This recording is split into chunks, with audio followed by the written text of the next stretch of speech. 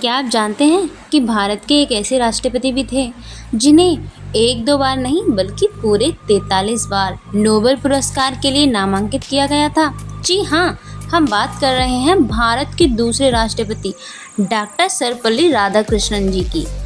इनका राष्ट्रपति कार्यकाल 13 मई से 1962 से 13 मई 1967 तक चला। इससे पहले ये 1952 से 1962 तक लगातार 2 बार भारत के उपराष्ट्रपति भी रहे थे।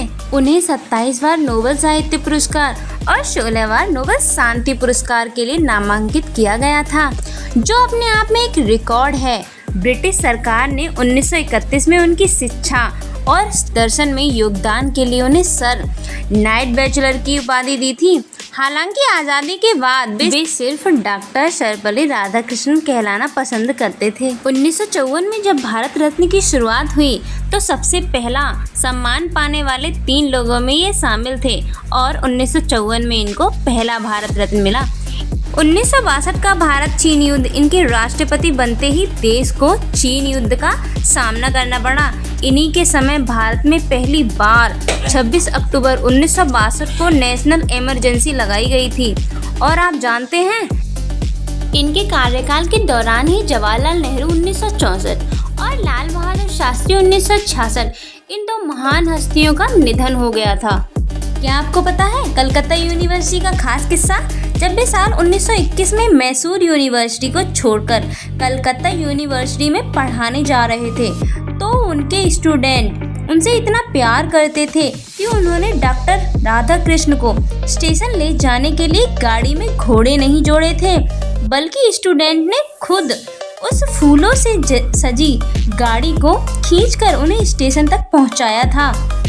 जब वे कलकत्ता यूनिवर्सिटी में प्रोफेसर थे, तब उन्होंने कई बार अपनी आधी से ज़्यादा सैलरी गरीब छात्रों की मदद और देश के लिए दान कर दी थी। और इनका जन्म दिवस 5 सितंबर को मनाया जाता है। इन्हीं के जन्म दिवस के दिन शिक्षक दिवस के रूप में मनाया जाता है। इसके अलावा जब वे बनारस हिंदू यूनिवर्सिटी BHU के वाइस चांसलर बने, तो वहाँ वे सैलरी के नाम पे सिर्फ 1 रुपया महीना टोकन के तौर पर लेते थे और बाकी सब यूनिवर्सिटी को दे देते थे।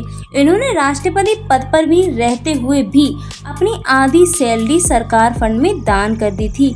उनकी सैलरी 10,000 थी, जिसमें से वे सिर्फ 2500 लेते थे और बाकी की 7,500 की बड़ी रकम हर महीने प्रधानमंत्री राष्ट्रीय राहत कोष में गरीब बच्चों की पढ़ाई और देश की भलाई के लिए दान कर देते थे। ये पहले भारतीय थे जिन्होंने ऑक्सफोर्ड यूनिवर्सिटी में पूर्वी धर्म और नैतिकता के प्रोफेसर के रूप में पढ़ाया। जब वह डॉक्टर सर्वपल्ली राधाकृष्णन लंदन गए हुए थे, वहाँ एक ब्रिटिश अधिकारी ने भारतीयों के सावले रंग पर तंज कसते हुए कहा, आप भारतीय लोग इतने काले और सावले क्यों होते हैं? इस पर डॉक्टर राधाकृष्णन बिल्कुल भी गुस्सा नहीं हुए। उन्होंने मुस्कुराते हुए कहानी सुनाई। उन्होंने कहा, जब भगवान इंसान बना रहे थे तो उन्होंने पहली बार में मिट्टी के पुतले को भट्टी में थोड़ा ज़्यादा पका दिया, जिससे वह जल गया और उसमें हब्सी ब्लैक पीपल पैदा हुए।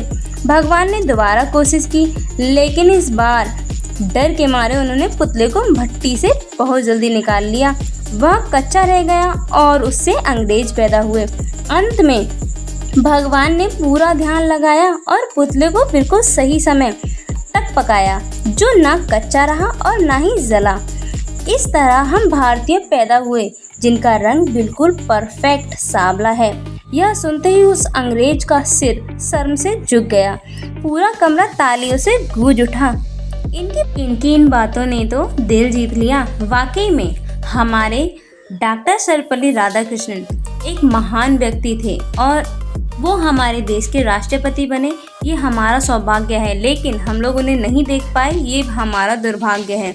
इनकी प्रसिद्ध किताबें हैं द फिलॉसफी ऑफ उपनिषद और an idealist view of life. ऐसे महान दार्शनिक के लिए एक लाइक तो बनता है। एग्जाम में इनसे जुड़े सवाल अक्सर पूछे जाते हैं। इस वीडियो को सेव कर लें और अपने दोस्तों के साथ शेयर कर लें। ऐसी ही जानकारी के लिए चैनल को सब्सक्राइब करना ना भूलें।